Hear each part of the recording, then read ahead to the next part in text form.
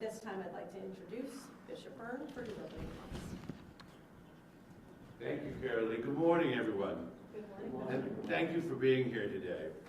Last fall, when Dr. Jeffrey Trent informed me that he was taking a new position, I was, to say the least, very concerned. To find someone to fill this job. Under his leadership, the diocese made great strides in reorganizing our safe environment and victim assistance services. As I said at that time, I knew that whoever took the position had big shoes to fill. So knowing that, I instructed our staff to do a national search to see who we could find that would be absolute the best for this job. And in the end, we found the perfect individual right here in Western Massachusetts. It's clear that our God works in wondrous ways. I am pleased to welcome Mr. Michael Collins, our new Director of Safe Environment and Victims Assistance. Michael comes to us with 25 years of experience with the Massachusetts Department of Social Services and the Department of Children and Families, where he is most recently served as Area Director. He brings a vast amount of understanding on best practices for addressing child sexual abuse, and my hope is that he will continue our church's transformation into a more trauma-informed and responsive institution.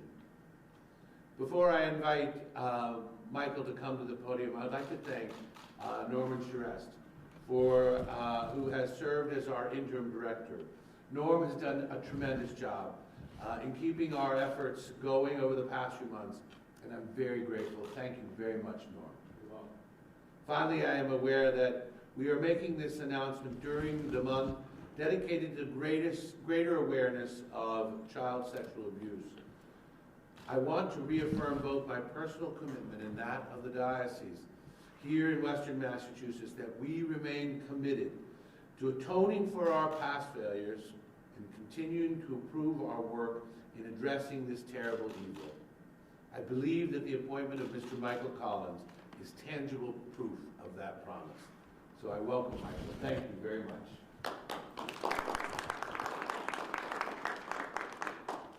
Thank you, Bishop. I appreciate the kind words and also appreciate all the work that you had and the commitment that you've had toward this topic and all the work that Norman Charest and formerly Dr. Trent has done towards this work.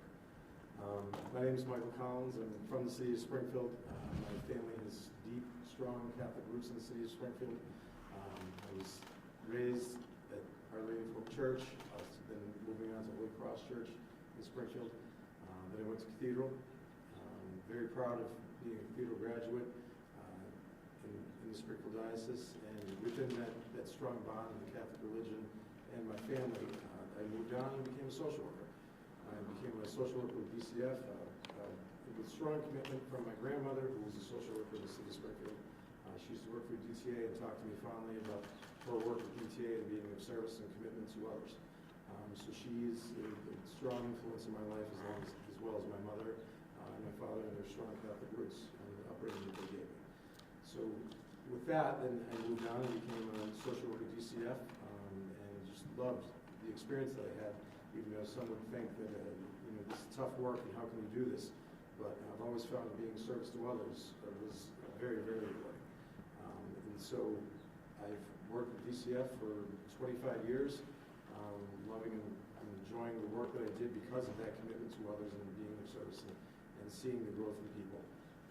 So when this opportunity came along, I felt, with my experience as a social worker with DCF and my strong upbringing that I had in Springfield, that I felt like this was a perfect opportunity for me. And it's something that I want to be part of. And again, with the great work that the Bishop has done and Dr. Trent, and thankfully that Norm has carried on in these past few months, very appreciative of that.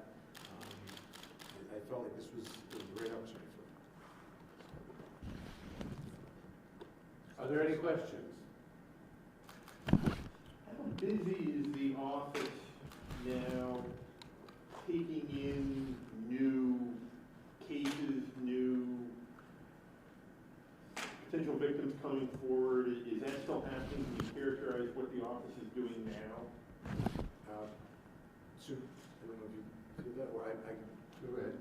So, from what I understand, that there is still reports of victims coming forward. I feel that there is less of reports that are coming forward. There's something that happened recently. These reports, it seems there are things that happened in the past 10, 20, maybe further on. But again, we would highly encourage anyone to come forward, regardless of the time frames, and come forward to present themselves. But from what I understand, they are still coming in, but with a less frequency.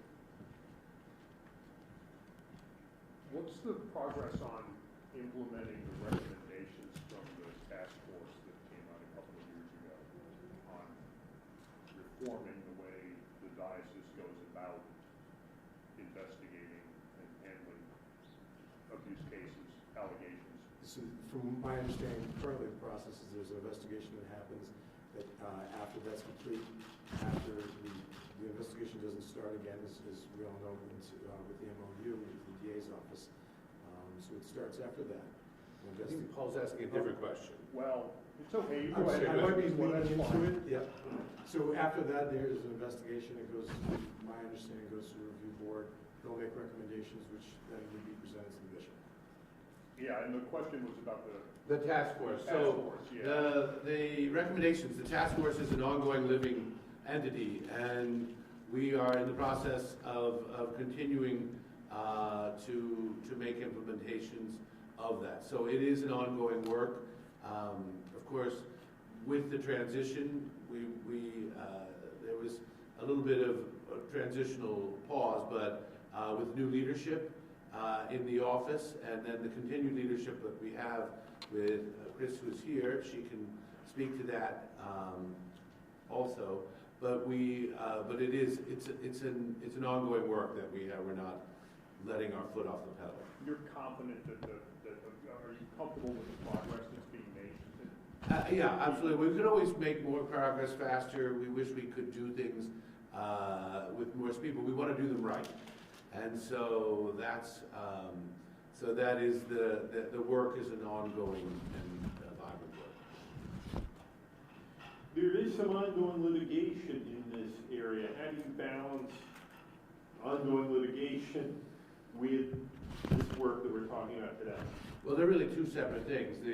Any ongoing litigation is being handled, of course, with the trauma-informed supervision of the office, but it's also being handled as litigation does by those who are experts in that.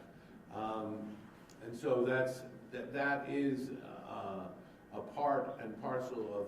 Right now, we can't comment on any ongoing litigation, but we can say that it doesn't hamper the work that we're doing each and every day, working with investigations, working with victim survivor support, making sure that any new allegations are handled with alacrity. Can you talk about the prevention work that your office does in addition to the investigation, obviously the victim and survivor assistance? Can you talk about prevention work that the office does? Yeah, that's a huge part of it, prevention and creating safe environments and making sure people are aware and educated. So there's trainings that the diocese offers to all the new staff that come into the agency, and then there will be regular trainings. One of the biggest pieces for me is part of that, because I like to do preventative work and trainings with the newer staff, just to make sure that people are educated and aware. So that will be a major part of my piece in this. I think 22 has a question. Yeah, both of you, over the course of the strategic action plan, took over your offices. Once it was already in motion, Bishop, I believe the independent task force was doing its work when you took over, and now you're taking over office.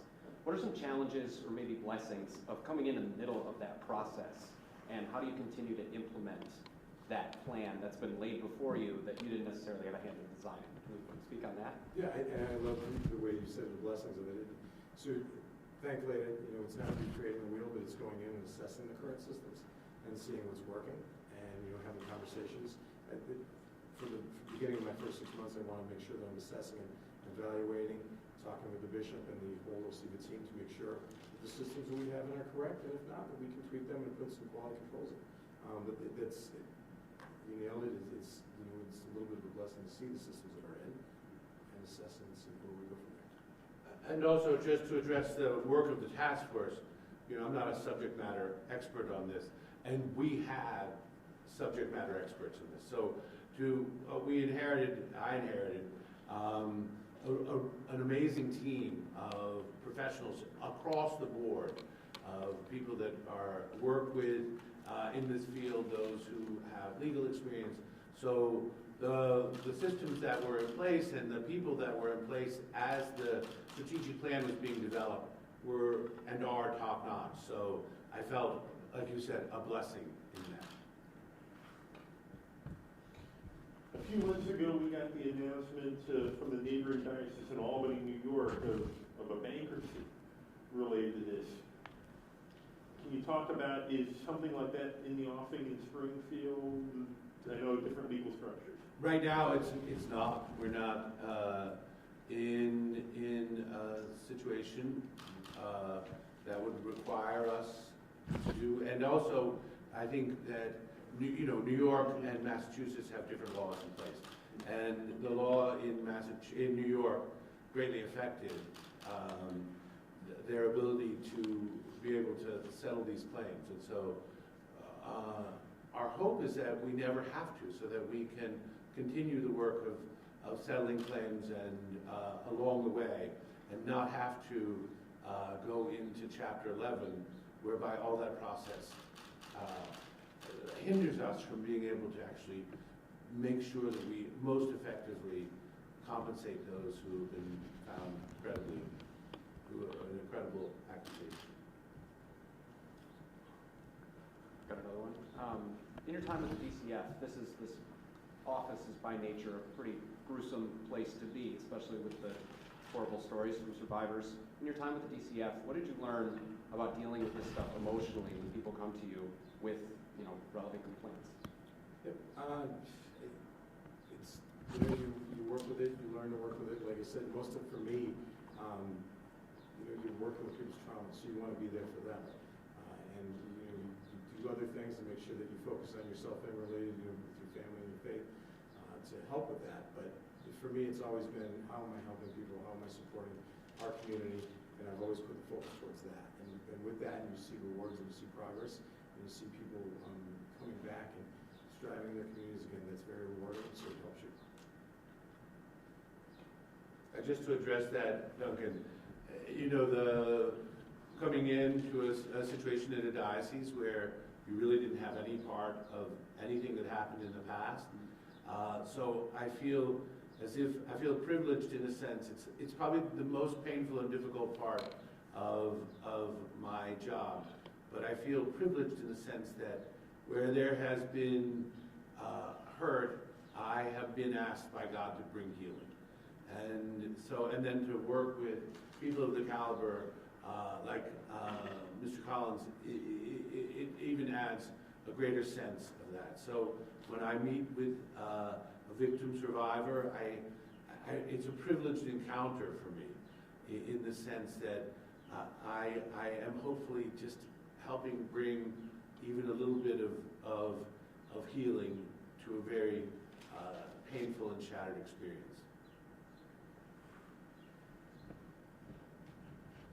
Are there any more questions? Would you say, Bishop, how frequently do you meet with survivors? Quite frequently? I try to meet with anybody that would like to meet. So yes, I do meet frequently with those who wish to meet and talk about their experience. I think it's important for people to feel heard by the bishop, and so the answer is yes, I do.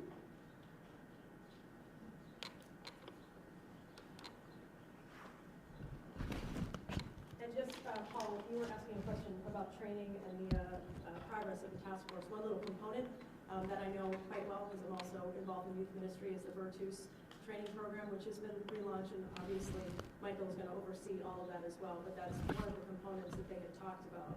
And of course, the MOU, which had already been in place. And that's not just for employees, that's for anybody who has contact.